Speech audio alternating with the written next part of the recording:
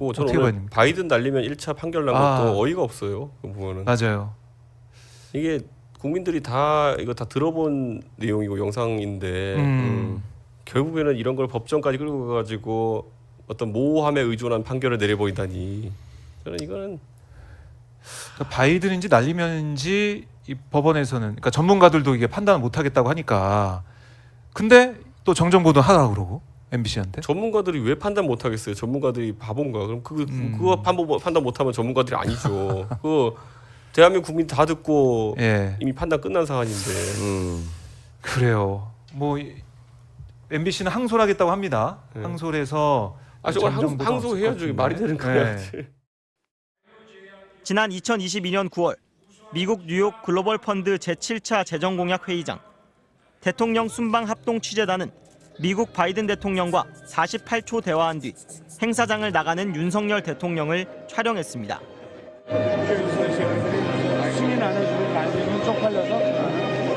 당시 MBC는 윤 대통령이 바이든이란 말을 했다고 자막을 달아 보도했습니다.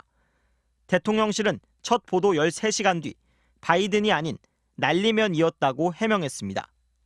국회에서 승인 안 해주고 날리면이라고 되어 있습니다. 여기서 미국 얘기가 나올 리가 없고 바이든이라는 말을 할 이유는 더더욱 없습니다. 발언자인 윤 대통령이 아닌 외교부가 정정 보도를 요청했는데 MBC는 거부했고 외교부는 재작년 12월 소송을 냈습니다. 1년여 만에 법원은 보도를 허위로 보는 게 타당해 정정 보도하라고 판결했습니다. 재판부는 전문가가 영상을 감정해 욕설과 비속어는 확인됐지만 바이든 또는 날리면 부분은 판독할 수 없었다면서도 당시 정황을 볼 때 윤 대통령이 바이든이라고 말하지 않았다고 결론냈습니다. 윤 대통령은 국제기구에 1억 달러 지원을 약속했는데 박진 당시 외교부 장관이 우리 국회 동의를 받을 수 있을지 우려하는 대화를 나눴다고 주장했다는 겁니다.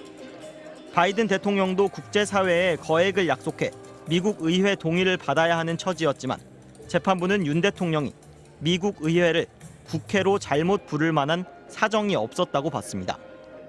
대통령실은 외교상 부담이 될 수 있어 보도하지 말아달라고 언론에 요청했지만 재판부는 대통령실이 직접 문제의 발언을 인정한 적은 없다고 판단했습니다. 148개 언론사들이 같은 취지로 보도했지만 MBC 보도에 영향받았을 수 있고 MBC가 자막을 달아 다르게 듣고 해석할 가능성을 차단했다고 판단했습니다. 판결이 확정되면 MBC는 뉴스데스크를 통해 법원이 정한 정정 보도문을 보도해야 합니다. MBC 뉴스 김상훈입니다. 재판에선 정정할 허위 사실이 무엇인지가 가장 큰 쟁점이었습니다. MBC는 여러 차례 발언 당사자인 윤석열 대통령이 실제 뭐라고 발언했는지 소송을 낸 외교부가 밝혀달라고 요청했습니다. 외교부는 우리 국회를 겨냥한 대화였다는 대통령실의 기존 해명만 거듭 인용했습니다. 법원은 보도된 영상 또 촬영 원본 영상을 전문가에게 감정하는 방식을 채택했습니다. 2011년 피디수첩 광우병 보도에 대한 대법원 판례를 그 근거로 제시했습니다. 광우병 발병률 등 과학적 사실에 대한 보도가 쟁점이 된 경우 언론에게도 보도가 사실인지 입증 책임을 지울 수 있다는 건데 윤 대통령의 발언을 마치 과학적으로 입증해야 할 문제처럼 접근한 겁니다. 발언의 내용에 대한 진위를 가리는 것이지 광우병과 같이 과학적 사실에 기반해 진위를 가리는 것이 아닙니다. 전혀 타당하지 않습니다. 재판부는 끝내 윤 대통령 발언이 무엇인지 과학적으로 확인할 수 없다고 결론 내렸습니다. 수도권의 한 현직 부장판사는 허위 사실 여부를 따지려면 사실이 무엇인지를 먼저 따져야 하는데 사실이 뭔지 모르면서 정정 보도하라는 판결은 이례적이라고 지적했습니다.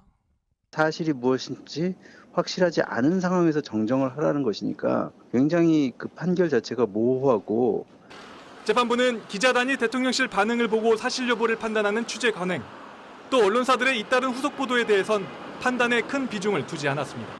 반면 대통령실 해명, 또 직접 소송을 낸 외교부 박진 당시 장관의 설명에는 무게를 뒀습니다.